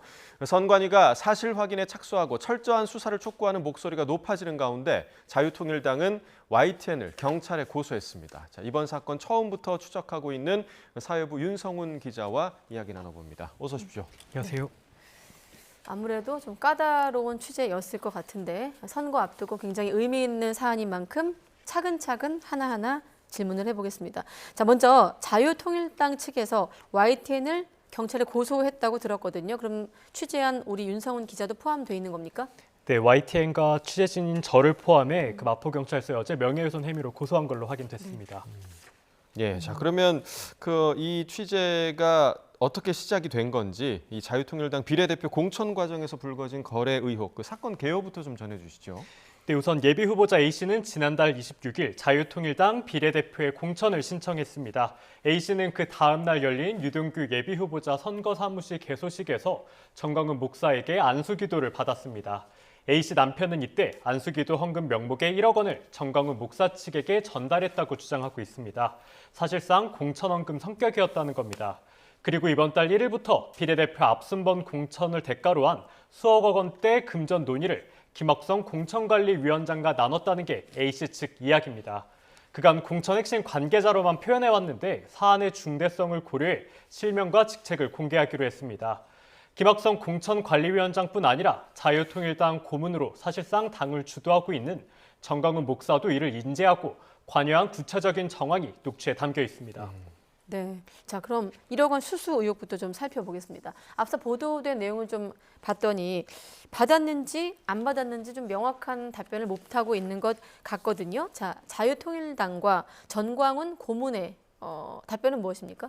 네, 말씀하신 대로 현재 오늘까지도 1억 원을 받았는지 여부에 대한 입장이 분명하지 않은 상황입니다. 일단 지난 24일 광화문에서 열린 예배 겸 집회에서 정광훈 목사는 빈 봉투 같은 것을 받았다고 직접 밝혔습니다. 어떻게 들리는지 한번 들어보시겠습니다. 빈 봉투 비슷한 걸 하나 줬어. 빈 봉투 비슷한 거를. 그러니까 처음부터 계획적으로 나를 사기치려고 이제 왔단 말이야. 수천 명의 지지자와 신도들이 모인 앞에서 1억 원을 받은 사실이 없다는 취지로 언급한 걸로 보입니다. 헌금을 건넸다고 주장하는 예비 후보자 측을 선거 사기범으로 규정하기도 했습니다. 그런데 그 다음 날엔 입장이 또 미묘하게 달라졌습니다. 자신의 수행 비서인 남모 전도사가 노란색 봉투를 받았다는 겁니다. 다음 날 사랑제일교회 유튜브 영상인데요. 이어서 들어보시겠습니다. 네. 안수가 끝난 뒤에 봉투를 하나 줬어요. 안수기도 받으면 감사한 거 봉투를 하잖아요. 근데 그때에 그 봉투를 내가 남한테 줬단 말이야.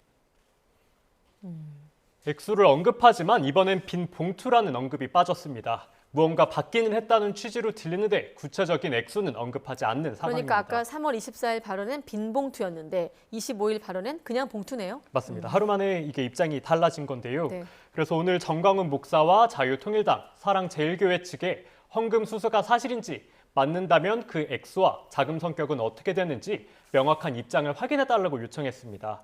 그러나 정광훈 목사는 이번에도 직접 답변을 하지 않았고 사랑제일교회에서는 헌금 수수 여부가 명확하게 파악이 되지 않아 수사를 요청했다는 애매한 입장을 내놨습니다. 전 목사 측이 가장 잘 알 텐데 관련 고소가 됐으니 이후 수사기관을 통해 철저한 확인이 필요해 보입니다. 네, 그러니까 이제 전광훈 고문으로부터는 직접적인 답변을 받지 못한 그런 상황이네요. 자, 그리고 또 이제 비례대표 앞순번 공천을 두고서 이 거래가 오간 구체적인 정황도 좀 전해주시죠. 네, YTN이 확보한 여러 녹취에선 예비후보자 A씨 남편은 김학성 공천관리위원장과 비례대표 앞순번을 두고 구체적인 금액을 논의한 정황도 담겨 있습니다. 앞서 세 차례 연속 보도한 내용 외에 이른바 공천헌금, 공천 장사가 의심되는 대목들이 추가로 확인됐습니다. A씨 부부는 입당식과 비례식 공천 발표 전날인 지난 21일 앞순번 공천을 확실히 하기 위해 정광훈 목사를 찾아갑니다. 정광훈 목사는 A씨 부부에게 비례대표 몇 번을 받았는지 묻고 김학성 공천관리위원장이 제대로 팔았다고 말합니다. 직접 들어보시겠습니다. 그럼 우리 자매님 하려고 그랬는 거지? 자매님 지금 몇 번 받았어 어제? 5번 받았습니다. 제대로 받았네. 그 김학성 교수님한테 잘 얘기했는가 보다. 그거 5번 받았어요? 5번까지는 100%대예요. A씨 측이 비례대표 5번으로 공천 확정을 거듭 요청하자 정광훈 목사는 비례대표 앞순번을 거론하며 공천관리위원장에게 전화해주겠다고 직접 말하기도 합니다. 이어서 들어보시겠습니다. 7억을 하면은 3번을 해주겠다고 했습니다. 근데 갑자기 말이 바뀌었습니다. 5번이라도 하려면 7억을 줘라. 중간에 누가 끼면 도저히 안 될 것 같아요. 1, 3, 5지. 전화해가지고 전화번호 있지? 그럼 내가 바로 연락할 테니까. 이에 대해 정광훈 목사는 A씨 부부와 이야기하는 과정에서 감방에 갈 수 있다. 그러니까 법적으로 문제될 수 있다며 A씨 측 요청을 거절했다고 유튜브를 통해 여러 차례 직접 밝혔습니다. 그러나 YTN이 확보한 녹취에선 관련 언급을 찾아볼 수 없었고 오히려 공천 거래를 인지하고 또 개입한 것으로 의심되는 정황까지 포착됐습니다. 네, 아까 제대로 팔았네라는 명확한 발언이 있었고. 예. 자, 이거 말고 특별 당비에 대한 언급이 나오는데 석연치 않은 부분도 있다고요? 네, YTN이 추가로 확보한 녹취를 보면 특별 당비를 정광훈 목사의 수행비서인 남모 전도사에게 입금하라는 대화가 오갑니다. A씨 부부가 지난 21일 저녁 8시 50분쯤 김학성 공천관리위원장과 당 관계자와 만나 나눈 대화입니다. 당 관계자는 정광훈 목사의 측근인 남모 전도사 계좌로 입금하면 되느냐고 묻고 당 공천관리위원장은 남 전도사를 통해 입금이 확인되면 된다고 언급합니다. 이어서 들어보시겠습니다.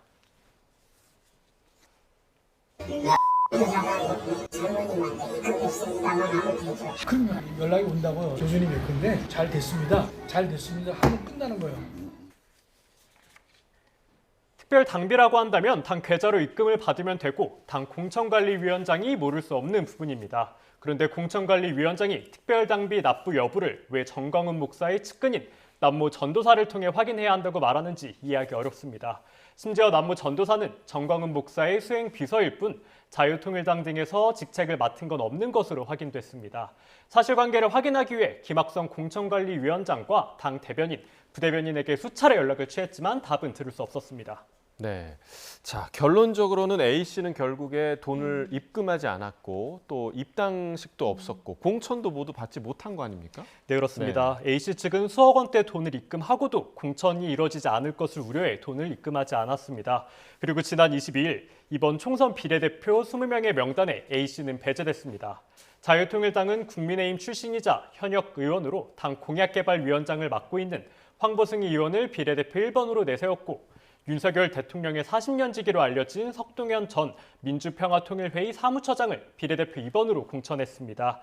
이날 출정식에서 비례대표 공천은 물론 입당조차 거부당한 A씨 부부는 정광훈 목사를 찾아가 강하게 항의했습니다. 이에 대해 전 목사는 돈이 입금되지 않았기 때문이라며 잘라 말하는 대목이 나옵니다. 녹취 직접 들어보시겠습니다. 내부에서는 돈이 선결되지 아니하면 불가능하고 돈이 선결되지 아니하면 이거는 정치 세계의 철칙이거든. 네, 돈이 선결되지 않으면 불가능하다. 정치권 철칙이라고 말하는데 상식적으로 이해하기 어렵습니다. 돈이 들어오지 않아 공천이 불가능하다며 대가성을 인정한 것은 아닌지 이 역시 전 목사의 구체적인 설명이 필요해 보입니다. 네. 자, 비례대표 앞순번 공천을 대가로 한 수억대 거래 논의가 있었는지 여기에 대한 전광훈 목사 또 자유통일당 측의 입장은 어떤 겁니까? 네, 공천거래 의혹에 대한 자유통일당의 입장도 명확하게 정리가 되지 않은 상황입니다. 지난 22일 김학성 공천관리위원장은 YTN과의 전화 인터뷰에서 비례대표 앞순번 공천과 관련해 특별당비 명목으로 논의한 것은 사실이지만 실제 받은 돈은 없다고 공식 입장을 밝혔습니다. 정광훈 목사 역시 A씨 측과의 대화와 유튜브 방송 등을 통해 특별 당비면 문제가 없다는 입장을 수차례 밝혔습니다. 직접 들어보시겠습니다. 공천 관련해서 당비에 수수가 있으면 그건 명백히 불법이고요. 아니라니까 내가 더 잘알지 5번 했던데 내가 과거에도 다 그렇게 했어요. 법에 안 걸리게 하기 위해서 내가 이렇게 하는 거예요 지금.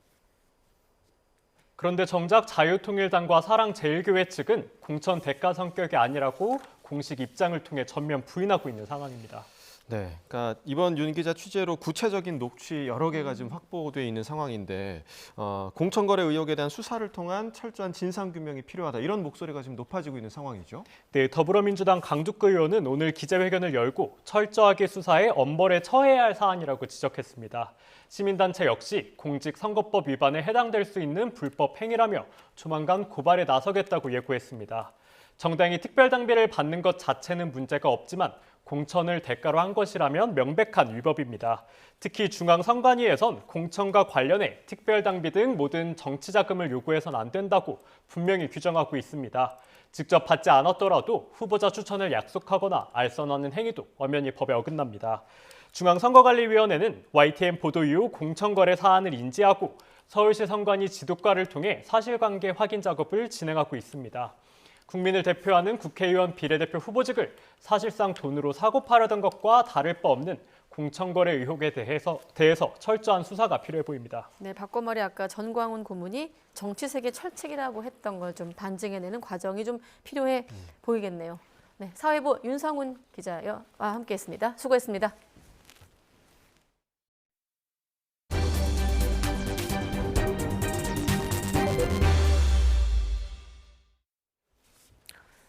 그 밖에 오늘의 사건 사고 소식입니다. 현직 경찰관들이 출근 3시간 전까지 술을 마시고 싸우다가 112 신고가 접수돼 경찰이 자세한 경위 파악에 나섰습니다. 서울 금천경찰서는 오늘 새벽 5시쯤 서울경찰청 기동본부 소속 A경위와 B순경이 술을 마시고 싸우고 있다는 신고를 접수했습니다. 이들은 전날 근무를 마치고 근무 시작 3시간 전인 새벽 5시까지 술을 마시다가 서로 폭행하는 등 다툰 것으로 알려지고 있습니다. 다만 A경위 등이 처벌을 원하지 않아 형사 입건은 되지 않은 것으로 파악되고 있습니다. 서울청 기동본부는 오늘 오후 의무 위반 대책회의를 열어 감찰 여부를 검토하고 있습니다. 10년 동안 두 자녀의 양육비를 주지 않은 남성이 양육비 미지급 사례로는 처음으로 실형을 선고받고 법정에서 구속됐습니다. 인천지방법원은 양육비 9,600만 원을 주지 않은 혐의로 기소된 44살 A씨에게 징역 3개월을 선고하고 도주 우려가 있다며 법정 구속했습니다.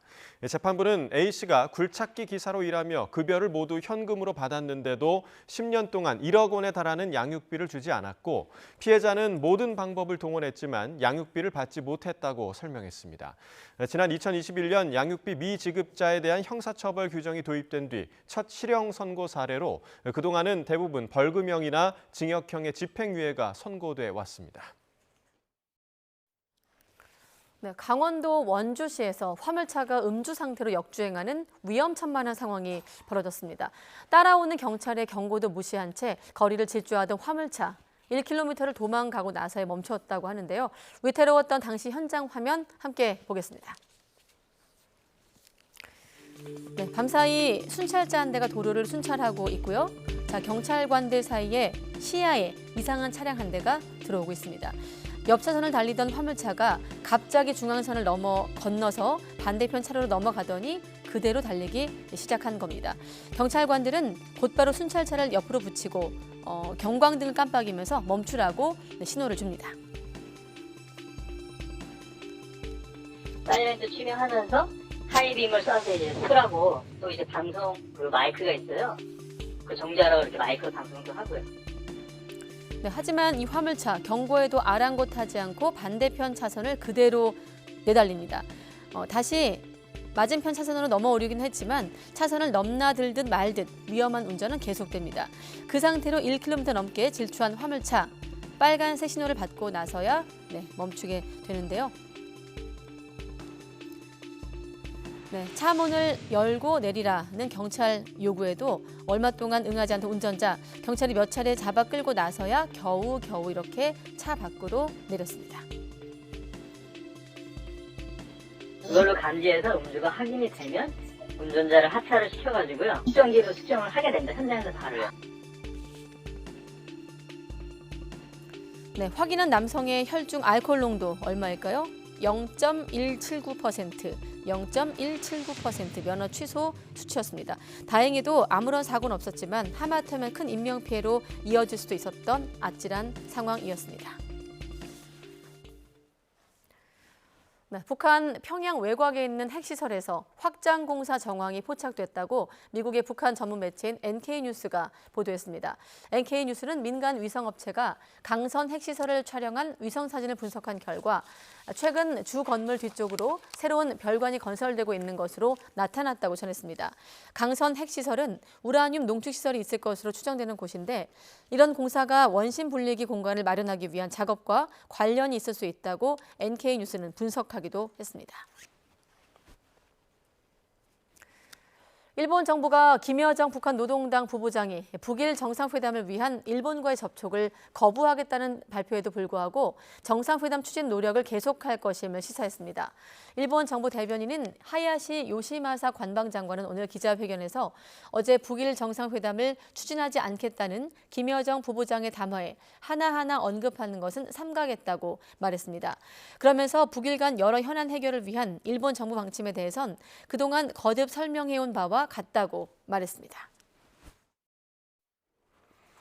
네, 국제사회 고립을 자청하는 북한이 주민들을 대상으로 사상 단속을 강화하는 가운데 최근 조선중앙TV에서 방영된 프로그램이 화제가 되고 있습니다. 자, BBC의 TV 프로그램 정원의 비밀이 그제 조선중앙TV에서 방송이 됐는데요. 출연자 앨런 티츠마 씨가 식물을 가꾸는 방법을 소개하는 장면에서 바지 부분이 어딘가 어색하죠. 이미지를 흐릿하게 뭉개는 블러 처리를 한 겁니다. 왜 그랬을까요? 이 블러 처리가 됐어도 푸른 색깔 숨기기가 힘들죠. 그렇습니다. 청바지를 입었기 때문입니다. 자, 영국의 일간지 가디언은요, 이러한 북한의 청바지 검열을 두고 악성적 서구 문화 퇴치 캠페인의 일환으로 보인다 이렇게 분석을 했고요. 또 미국의 북한 전문 매체 NK뉴스도 북한이 청바지를 미국 제국주의의 상징으로 간주한다고 전하기도 했습니다. 자, 북한이 경계하는 이 청바지, 러시아의 한 여행사가 올 초에 재개된 북한 관광과 관련해서 여행객들에게 공지한 주의사항에도 등장을 했습니다. 김일성, 김정일의 시신이 안치된 금수산 태양궁전을 방문할 때 허용되지 않는 복장을 설명하면서 이렇게 청바지를 포함했습니다. 이외에 서방의 출판물, 또 서구 생활 방식에 대한 선전물 등의 반입도 금지된다고 알렸는데요. 서구 문화 유입에 민감한 북한의 분위기를 의식한 것으로 보입니다. 자, 북한이 금기시하는 게 또 있죠. 바로 K 콘텐츠입니다. 남북 관계가 악화일로를 걷는 가운데 북한 당국은 반동 사상 문화 배격법을 공포했습니다. 한국의 드라마, 영화를 보거나 유포하면 사형에 처하는 것도 가능한데요. 실제로 올 초 북한의 10대 청소년들이 한국 드라마를 봤다는 이유로 12년 노동교화형이 선고됐다. 이런 소식이 전해지기도 했습니다. 청바지도 금지, K-드라마도 금지. 북한의 시계는 거꾸로 흘러가고 있습니다.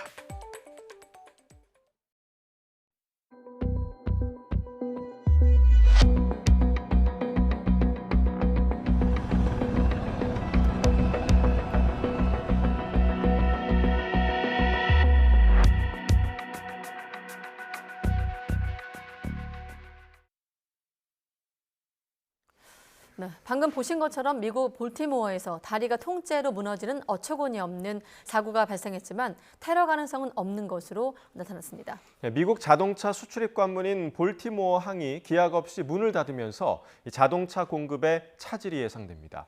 볼티모어 사고 현장에서 권준기 특파원입니다. 심야 시간 교각을 그대로 들이받은 화물선. 사고 직후 미국 연방수사국 FBI가 투입된 건 테러 가능성을 염두에 뒀기 때문입니다. 조사 결과 의도된 사고는 아닌 것으로 파악됐습니다.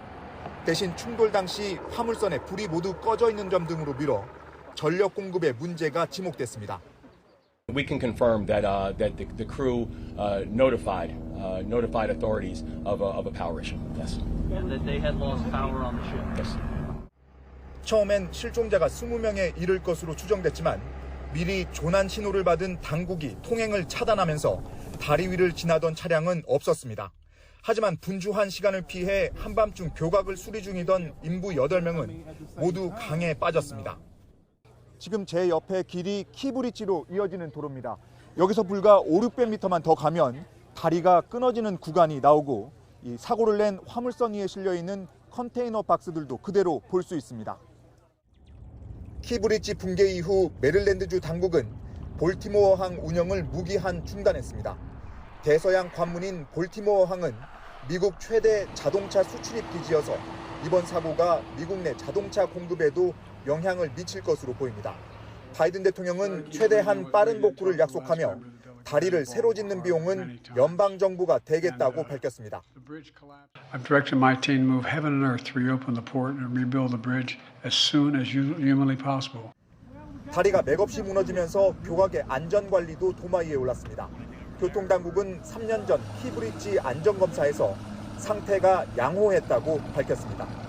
볼티모어 키브리지에서 YTN 권준기입니다. 네, 이렇게 차량이나 사람이 통행하는 교량의 붕괴 사고, 많은 인명피해를 동반하는 경우가 많습니다. 네, 우리에게도 30년 전 성수대교가 무너졌던 아픈 기억이 있는데요. 세계 주요 교량 붕괴 사고를 짚어봤습니다. 기정훈 기자입니다. 불과 한 달여 전 이번 볼티모어와 비슷한 사고가 중국에서도 있었습니다. 지난달 22일 중국 남부 광저우시의 리신사대교가 다리 아래를 지나던 컨테이너선의 충돌로 상판이 끊기면서 차량이 추락해 5명이 숨졌습니다. 선박 충돌 방지 시설을 만들고 있었지만 공사가 늦어지면서 사고를 피하지 못했습니다. 2년 전 이태원 참사가 발생한 바로 다음 날 인도 구자라트주에서는 길이 230m짜리 보행자 전용 현수교가 끊어졌습니다. 다리 위에 있던 수백 명이 마추강으로 떨어져 140여 명이 숨지고 100명 가까이 실종됐습니다. 지난 2021년 5월에는 멕시코의 수도 멕시코시티의 도시철도 고가 교량이 끊어지면서 열차가 추락해 26명이 숨졌습니다. 2018년 8월 이탈리아 제노바에 있는 모란디교가 무너지면서 43명이 숨졌습니다.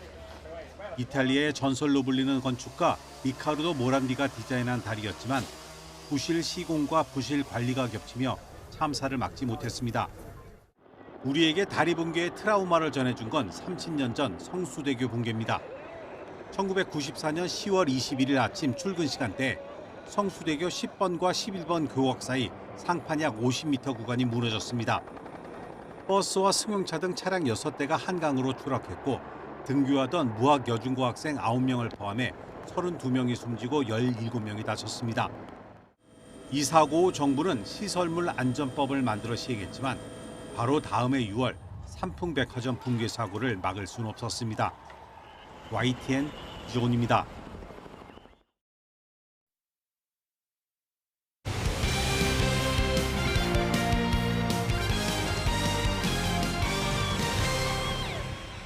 네, 어제 경기에서 골을 넣은 주장 손흥민 선수의 골 세레머니도 화제입니다. 중국 당국에 구금됐다가 10달여 만에 풀려나 무사히 귀국한 동갑내기 친구 손준호에게 보내는 메시지였다고 하는데요. 함께 보시겠습니다.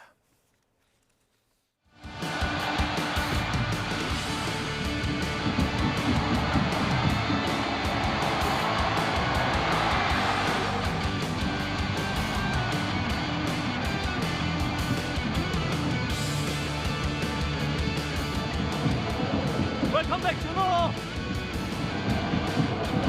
Welcome back, Juno!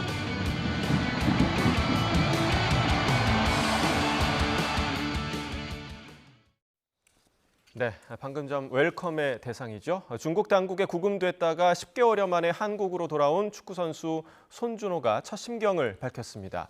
손준호는 자신의 SNS를 통해 인사가 늦었다면서 무사히 돌아와 가족들과 편안한 시간을 보내고 평범한 일상을 누릴 수 있음에 감사함을 느끼고 있다고 전했습니다. 또 오랜 시간 잊지 않고 관심 가져주고 기다려주고 걱정해준 국민 여러분께 진심으로 감사드린다고 덧붙였습니다. 미국 프로야구 샌디에이고의 김하성이 시범 경기 마지막 날 타점을 기록하면서 미국 본토 개막전 준비를 순조롭게 마쳤습니다. 반면 마이너리그 강등이 확정된 고우석은 9회에 등판해 3실점을 하면서 패전 투수가 됐습니다. 보도에 김상익 기자입니다. 팀이 2대0으로 뒤진 1회 말 주자 1, 2루 투아웃 풀카운트 상황. 김하성이 132km짜리 체인지업을 받아쳐 깨끗한 안타를 만들어냅니다. 2루 주자를 홈으로 불러들이면서 첫 타석부터 추격에 타점을 올렸습니다. Almost out of the inning, but Ha-Sung Kim says not on my watch. Out in front of this off-speed pitch. That was a changeup. Stays on it just enough. And with the runners going, Bogarts scores easily. 김하성은 4회 말 두 번째 타석에서는 내야 땅볼로 물러난 뒤 5회 초 수비 때 교체됐습니다.